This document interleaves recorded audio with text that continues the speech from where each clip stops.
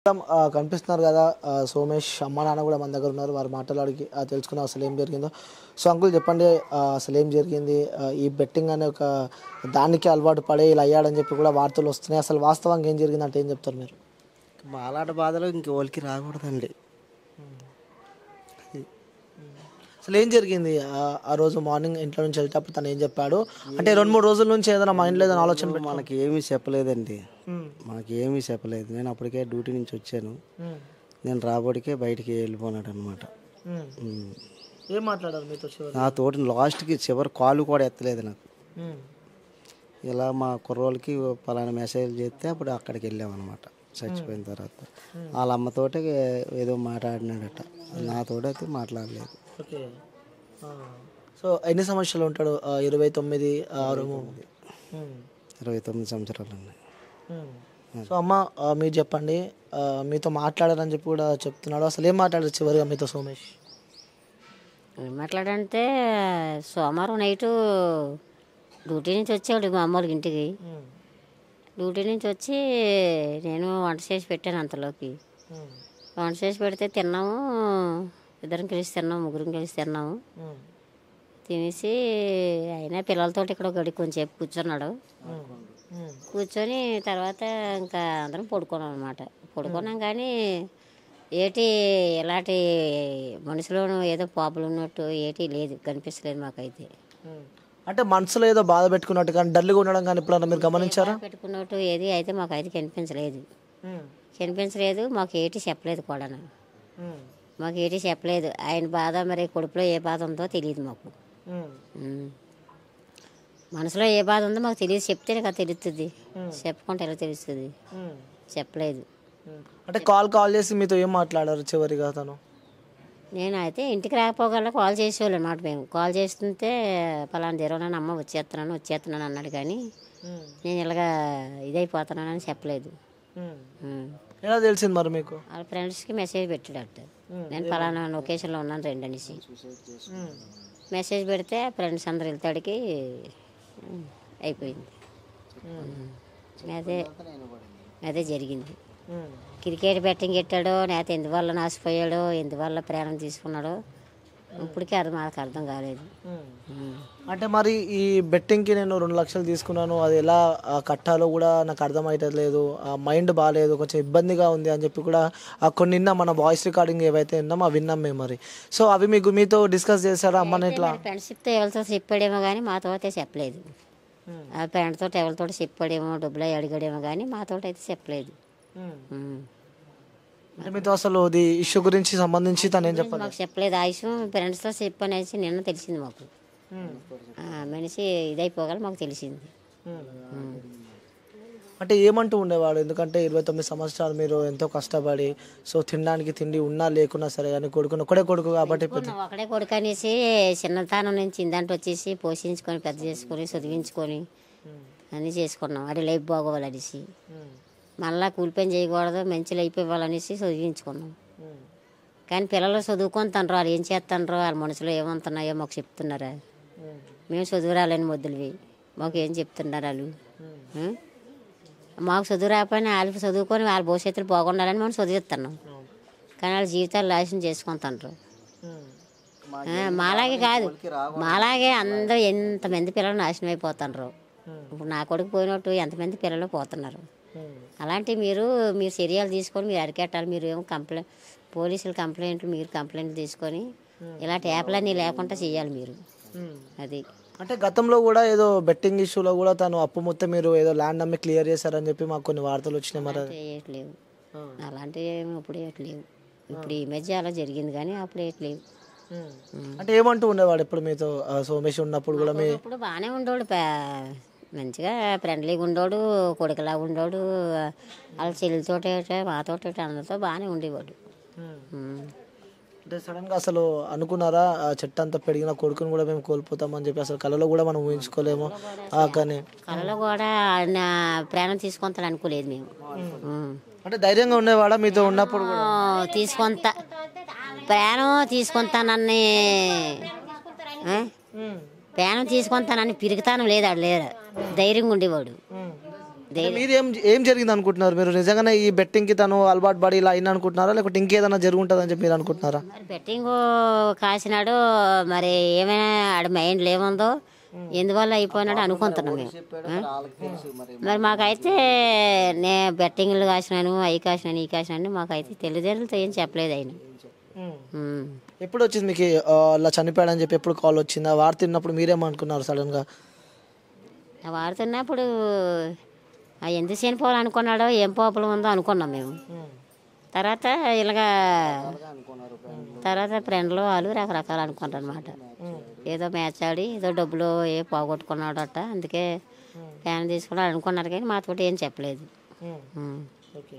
So uncle మీరు చెప్పండి, ఇంకేం చెప్తుండేవాడు ఇప్పుడు మీతో? ఎందుకంటే మీతో కలిసి ఇన్ని రోజులు ఉన్నారు కాబట్టి కొడుకు ఏం చెప్తుండేవాడు ఇప్పుడు?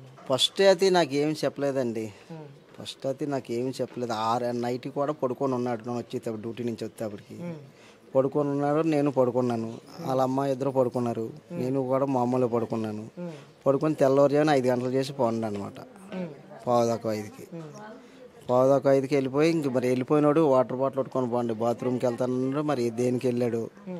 ఇంకా 6:30కి దాకా చూశాను నేను. 6:30 రాపోగల ఇంక ఇట్టే పోయి నిలకడం మొదలెట్టాను అనమాట. కాల్ చేస్తే ఎత్తోడు కాదు, అంతే. మన ఫోన్ వెళ్ళేది కానీ ఆడు కాలు మాట్లాడేడు కాదు. లొకేషన్లో మన చిన్న ఫోన్ అది, ఈ చిన్న ఫోన్ అనమాట. మనకి పెద్ద ఫోన్ వాళ్ళకి లొకేషన్ పెట్టాడు కాదు. మేము ఫోన్ చేసేవాళ్ళు, ఆయన ఫోన్ ఎత్తలేదు, మాట్లాడేవాడు కాదు. అంటే ఇలా చాలా చూస్తున్నాం బెట్టింగ్లో పడి చనిపోవడం కూడా. అది మైండ్ సెట్ కొంచెం చేంజ్ చేస్తుంది కాబట్టి. సో మీ ఇంట్లో ఒక కొడుకుని కోల్పోయారు. సో చాలా మంది కూడా ఆ పిల్లలు బెట్టింగ్ అయిపోయి తల్లిదండ్రులకు కూడా దూరంగా ఉంటున్నారు. సో వాళ్ళ డిప్రెషన్ ఏం చేయాలో తెలియక కూడా వారు సూసైడ్ చేసుకుంటారు. వాళ్ళకి ఏం చెప్పాలనుకుంటున్నారు? పెద్దింటి వాళ్ళు ఉన్న వాళ్ళంతా తొట్టుకుంటారు. మాలాంటి మధ్యతరగతి కుటుంబాలు కష్టపడి 1 రూపాయి కాడేసుకున్న డబ్బులు పోతే మాలాంటి వాళ్ళు ఎలా తొట్టుకోగలము? ఇంక మాకు ఏ దారి ఉంటుంది? ఏ దారి ఉంటుంది? ఎలా బతుకుతాం? మా కవులు ఇంకో రూపాయి ఎట్టి లేరు కదా. ఎదుగొచ్చిన కొడుకు పోనాడు, మమ్మల్ని పోషించి కొడుకు పోనాడు. మరి మాకు ఇంకెవరు ఏం పెడతారు? మాకు మేము ఎలా బ్రతకాలా? అలాంటివి మీరు ఆలోచించి మా కొడుకులాగా ఉన్న వాళ్ళు కూడా పోకుండా మీరు చెయ్యాలి.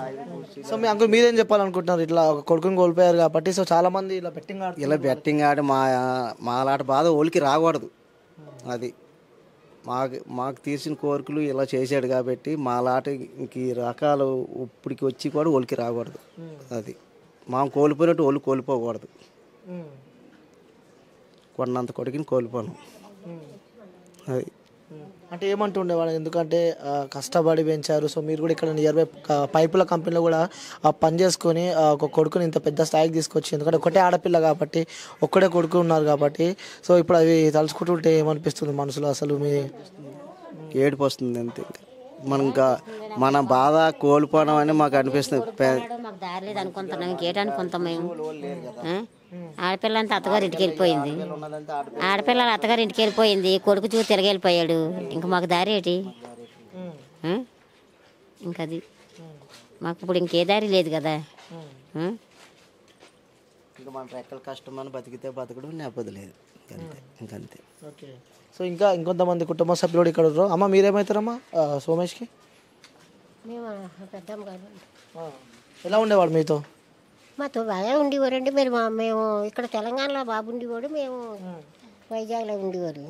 మరి మాకు ఇప్పుడు చుట్టం చూపుకొస్తే మామూలుగా మా పెద్దమ్మ అలాగలా మాట్లాడుకుంటూ వచ్చేసాం. అంతేకాని ఇలాంటి విషయాలు అయ్యి మనకి ఇప్పుడు మనకి ఇన్ఫర్మేషన్ రాలేదు. అంటే చిన్న ఉన్నప్పటి నుంచి చూసే ఉంటారు మీరు, సోమేష్ పుట్టినప్పటి నుంచి ఇప్పటిదాకా మీరు చూసే ఉంటారు కదా. ఎప్పుడు ఏమంటున్నాడు ఎక్కువ? ఎప్పుడు అదే ఇంకా ముచ్చితాడు పోయేటప్పుడు ఇలా పలకరించడం చేయడమే కానమ్మా. వీడి తెలంగాణ వచ్చేసి అప్పుడు ఒక 20 సంవత్సరాలు అయిపోయిందమ్మా ఇక్కడికి వచ్చి. ఎప్పుడో చుట్టం చూపుకు రావడం వచ్చేయడమే, మామూలుగా ఏదో మర్యాదగా మాట్లాడుకోవడం, అలా పెద్ద ఇలా పెద్ద మనీడు వచ్చేయడం ఇంకంతే. అసలు అనుకున్నారా ఇలాంటి ఒక ఘటన వింటాం ఇంత ఈ టైంలో మనం వింటామని? ఈ సోదరికి పెళ్లి చేసేద్దాం, మేము మ్యారేజ్ చేస్తాం, ఎక్కడొక్కడ సంబంధం చూసి అనుకున్నాం. పెళ్లి చేద్దాం అనుకున్నారు? అనుకుంటే అలాగే పెద్దమ్మ చేసుకుంటాను అన్నాడు. మరి సడన్గా అట్లా జరుగుతుంది. సో ఏం చెప్పాలనుకుంటున్నారమ్మా? ఇప్పుడు మీ ఇంట్లో కూడా కొడుకుని కోల్పోయారు కాబట్టి సో చాలామంది ఆ బెట్టింగ్లో ఆడి కూడా సో ఇంట్లో పైసలు తీసుకెళ్ళి బెట్టింగ్ ఆడి కూడా కొంతమంది తల్లిదండ్రులను పట్టించుకోవలేని సిచ్యువేషన్లు కూడా మనం చూస్తున్నాం కాబట్టి ఇప్పుడు వాళ్ళకి చూసే వాళ్ళకి ఏం చెప్పాలనుకుంటున్నారు? ఎందుకంటే మీరు వాళ్ళు కోల్పోయారు ఆల్రెడీ కాబట్టి సో వాళ్ళకి జనాలకు ఏం చెప్పాలనుకుంటున్నారు మీరు? ఇంకా జనాలకు మేము ఏం చెప్తామండి, మరి ఇంకా చెప్పదలుచుకోండి. చెయ్యాలి కానీ మనం ఏం చేయగలం అమ్మ? కాళ్ళు ఇరిగిపోయి ఉన్నాం, ఏ పెంచుతాడు కొడుకని అనుకున్నారు, ఇంకే దారి లేదు. పోతే మళ్ళీ ఆ ఊరు పోవడమే, నేను తలగొండడమే. ఆడెలా చేస్తాడని అనుకున్నాం కొడుక. పొద్దున్నే అమ్మకాడు దాతిరేనంత దొంగ పొద్దున్నే దొడ్లోకి వెళ్తానని వెళ్ళి సరే ఆ పని చేసుకోండి అంతే. ఏడు చెప్పగలం బాబు? ఇంకేడు చెప్తారు? కాళ్ళు ఇరిగిపోయి ఉన్నారు, వాళ్ళు పెంచిన వాళ్ళే లేరు, ఒక్కడే కొడుకు, ఒక్కడే పని చేసినాడు. నిన్ను నమ్ముతావమ్మా? మమ్మల్ని పెంచుతావా? కానీ నువ్వు పెంచుకుంటే వెళ్ళిపోతే వాళ్ళు ఏడు చేస్తారు, ఏడు చెప్పగలరు. ఏడు చెప్పినాడు కనుక నాన్న నువ్వు మంచోడు కాదు, అమ్మ నువ్వు మంచివాడు కాదు అని అంతే. దొడ్లో నువ్వు వాళ్ళకి తెలదు. పొద్దున్నే దొడ్లోకి వెళ్తానని బాటిల్తో నీళ్ళు పెట్టుకొని బాగుండట. ఇంకా అదే మా వైజాగ్ అంటే ఆ కుటుంబాన్ని కూడా చూడొచ్చు. ఇలాంటి సంఘటన ఇంకా ఏ కుటుంబంలో జరగద్దని చెప్పి కూడా ఆ కుటుంబ సభ్యులు చెప్తున్నారు. సో ఆ సోమేష్ వాళ్ళ సిస్టర్ కూడా మన దగ్గర ఉంది. తనంటే ఎంతో ఇష్టం అని చెప్పి కూడా తల్లిదండ్రులు చెప్తున్నారు. సో ఎక్కువ తనతో ఉండేవాడంట. ఒకసారి వాళ్ళ సిస్టర్తో కూడా మాట్లాడదాం. అమ్మ, ఎప్పుడు చివరిగా సోమేష్ మీతో మాట్లాడారు? నేను ఎక్కువ మాట్లాడనుకోలేదు. నేను ఒక్కటే చెప్తాను, యాప్స్ని మాత్రం బ్యాన్ చేయండి అంతే. యాప్స్ని బ్యాన్ చేస్తే ఇలాంటి ఫ్యామిలీస్ ఇంకా అసలు సఫర్ అవ్వవు. మెయిన్ అది. యాప్స్ని ఇప్పుడు మేము ఆల్రెడీ చూస్తున్నాం, న్యూస్ ప్రమోట్ చేస్తున్నారని చెప్పేసి. ప్లీజ్ అలాంటి వాళ్ళకి నేను దయచేసి వేడుకుంటున్నాను, యాప్స్ని అసలు ప్రమోట్ చేయొద్దు, మొత్తానికే బ్యాన్ చేయాలని చెప్పేసి నేను న్యాయం కోరుకుంటున్నాను అంతే. దీనిపై కూడా సజ్జనార్ గారు ఫైట్ చేస్తున్నారు. ఇలాంటి మా అమ్మ నాన్నే కాదు, ఇలాంటి ఎన్నో ఫ్యామిలీస్ సఫర్ అవుతున్నాయి. సో దయచేసి వేడుకుంటున్నాను, ఇలాంటి పరిస్థితి ఇంకెవరికి రాకూడదు. మెయిన్ కష్టపడి ఇక్కడికి ఏదో సంపాదించుకోవడానికి వస్తారు, ఇలా కొడుకుని పోగొట్టుకొని ఉంటే ఎవరు బాధపడితే చెప్పండి. సో దయచేసి వేడుకుంటున్నాను, యాప్స్ని మాత్రం బ్యాన్ చేసి ఇలాంటి వాళ్ళని ప్రమోట్ చేస్తున్న వాళ్ళందరినీ అరెస్ట్ చేసి మాకు సరైన న్యాయం చేయాలని చెప్పేసి వేడుకుంటున్నాను అంతే. మాకు న్యాయం అనేది యాప్స్ని బ్యాన్ చేసి ఇలాంటివి ఇంకొకసారి రిపీట్ కాకుండా ఉంటే చాలండి అంతే. అంటే ఏమంటున్నవారు సోమేష్? ఇప్పుడు మీతో చాలా ఇష్టంగా ఉండేవారు. ఇష్టంగా ఉండరా మరి? అన్నయ్య అన్నప్పుడు చెల్లెని ఎలా చూసుకుంటారు, అమ్మ నాన్నని ఎలా చూసుకుంటారు? ఇంకెన్ని చెప్పినా తక్కువే. అంటే దీనిపై కూడా సజ్జనార్ గారు కూడా కొట్లాట చేస్తున్నారు. అంటే ఈ బెట్టింగ్ని బ్యాన్ చేయాలని చెప్పి కూడా తను ఫైట్ చేస్తున్నారు. మీరు ఏం చెప్పాలనుకుంటారు తనకి? ఎందుకంటే మీరు అక్కడ దాకా వెళ్ళలేరు కాబట్టి వీడియో తను చూస్తూ ఉంటే తనకి ఏం చెప్పాలనుకుంటారు సజ్జనార్ గారికి? హై పిటిషన్ వేసి ఎలా అయినా సరే యాప్స్ని బ్యాన్ చేయాలని చెప్పేసి గట్టిగా పోరాటం చేయాలని చెప్పేసి అనుకుంటున్నాను అంతే. అంతే సార్, నేను ఇంకేమి కోరుకోను. పిటిషన్ వేసి యాప్స్ని మాత్రం బ్యాన్ చేసేసి ఇలాంటి ఫ్యామిలీస్ ఇంక అస్సలు సఫర్ కాకూడదని చెప్పేసి నేను వేడుకుంటున్నాను అంతే సార్ని. ఓకే. సో వ్యూస్ చూడవచ్చు. అంటే మీ అందరికీ నేను కుటుంబ సభ్యులను కూడా చూపించే ప్రయత్నం అయితే చేస్తాను. సో వాళ్ళు కోరుకుంటున్నది ఒకటే అనమాట. సో మాకు ఆ న్యాయం ఎప్పుడు జరుగుతుంది అంటే ఈ యాప్లన్నీ బ్యాన్ చేస్తే తప్ప మాకు న్యాయం జరగదు, మా కుటుంబంలో జరిగింది ఇంకా ఏ కుటుంబంలో జరగదు అని చెప్పి కూడా సో ఆ కన్నదారులు అలాగే ఆ కుటుంబ సభ్యులు వాళ్ళ సిస్టర్ కూడా మనతో మాట్లాడింది. సో నిజంగా అంటే ఇక్కడ నేను లొకేషన్లో ఉన్నా కాబట్టి చాలామందికి చెప్పదలుచుకున్నా. సో దయచేసి చెప్తున్నా, మీకు దండం పెట్టి మరి రిక్వెస్ట్ చేస్తున్నా అని చెప్పి చెప్పుకోవచ్చు. ఎందుకంటే కని పెంచి 29 సంవత్సరాలు అనమాట సోమేష్కి. సో ఒక్కడే కొడుకు, అతను పెద్దగా అయిన తర్వాత కూడా సో ఆ కుటుంబాన్ని చూసుకుంటాడని చెప్పి వాళ్ళు ఎంతో కష్టపడి ఆ కొడుకును పెంచారు. సో బిడ్డ పెళ్లి చేశారు కష్టపడి. వాళ్ళు ఇక్కడ ఆ పైపుల కంపెనీలో ఏదో హెల్పర్గా ఆ మదర్ అలాగే వాళ్ళ నాన్న జాబ్ చేస్తూ ఉండేవాళ్ళంట. కానీ సడన్గా ఈ బెట్టింగ్కి తను అలవాటు పడి సడన్గా తన మైండ్ మొత్తం డిస్టర్బ్ అయినది. డిస్టర్బ్ అయిన తర్వాత కూడా తను మార్నింగ్ లేచి నేను వాష్రూమ్కి వెళ్తున్నా అని చెప్పి కూడా తను ఇక్కడ నియర్ బై రైల్వే స్టేషన్ దగ్గరికి వెళ్ళి కూడా తను అక్కడ చనిపోయాడు. నిజంగా చాలా బాధాకరం. ఆల్రెడీ దీనిపై కూడా సజ్జనార్ సార్ కూడా దీనిపై పోరాటం చేస్తున్నారు. సో మనస్ఫూర్తిగా కోరుకుంటున్న ఎవరైతే ప్రమోట్ చేస్తున్నారో సో వాళ్ళని ఫస్ట్ వాళ్ళపై చర్యలు తీసుకోండి. ఎందుకంటే వాళ్ళని చూసి వాళ్ళ ఫాలోవర్స్ చాలామంది ఇలా బెట్టింగ్ ఆడి అంటే నిజంగా డబ్బులు వస్తాయేమో అని చెప్పి కూడా వాళ్ళు ఇక్కడ బెట్టింగ్ ఆడి కూడా ప్రాణాలు కోల్పోతున్నారు. ఇలా మనం చూస్తూనే ఉన్నాం. ఇలా జరుగుతున్న సమయంలో సజ్జనా సార్ కూడా చాలా సీరియస్గా ఫైట్ చేస్తున్నారు. ఇలాంటి ఒక సమయంలో కూడా ఇలాంటి ఒక ఘటన చోటు చేసుకోవడం నిజంగా చాలా బాధాకరం అని చెప్పుకోవచ్చు. సో ఎవరైతే బెట్టింగ్ ఆడుతున్నారో దయచేసి చెప్తున్నా, బెట్టింగ్ ఆడకండి. ఎందుకంటే బెట్టింగ్ ఆడి సో మనం 1000 రూపాయలు పెడితే 2000 వస్తాయని చెప్పి దానికి ఆశపడి బెట్టింగ్ అయితే దాని తర్వాత ఉన్న ఆస్తులు కూడా అమ్ముకోవాల్సి వస్తుంది. ఇలాంటి ఈ కుటుంబంలో జరిగిన నిజంగా చాలా బాధ అనమాట. సో ఏ కుటుంబంలో కూడా జరగొద్దు. సో ఇక్కడికి నేను వచ్చుడు కారణం కూడా జనాలందరికీ చూపియాలి. ఆ కన్నా తల్లిదండ్రులు అలా కుటుంబ సభ్యులు ఎలా వాళ్ళు బాధపడుతున్నారో వాళ్ళ ఆవేదన ఏందో వ్యక్తం చేయడానికే మేము ఇక్కడికి రావడం జరిగింది. వీళ్ళని ఇబ్బంది పెట్టడం కోసం అయితే కాదు, అందరికీ తెలియాలి. ఇలా చూపిస్తేనన్నా ఇంకొంతమంది మారుతారేమో అని చెప్పి ఒక ఉద్దేశంతో మేము ఇక్కడికి రావడం జరిగింది. సో మళ్ళీ ఒకసారి చెప్తున్నా, ప్లీజ్ బెట్టింగ్ ఆడకండి, మీ జీవితాన్ని మీరు కోల్పోకండి. సో ఇది ఇక్కడ మన ఇంటర్వ్యూ. సో మేము చెప్పాలనుకున్నది కూడా అదే. ముఖ్యంగా చెప్పాలంటే కోవిడ్ టైం తర్వాతనే చాలామంది బెట్టింగ్కి బానిసలు అయినట్టయితే మనకి తెలుస్తుంది. ఎందుకంటే కోవిడ్ టైంలో వాళ్ళు ఇంట్లో ఉండి వాళ్ళు ఎక్కడ ఏమి బయటికి వెళ్ళి వర్క్ చేయలేని సందర్భంలో కూడా ఈ బెట్టింగ్కి బాగా అలవాటు పడ్డట్టయితే మనకైతే తెలుస్తుంది.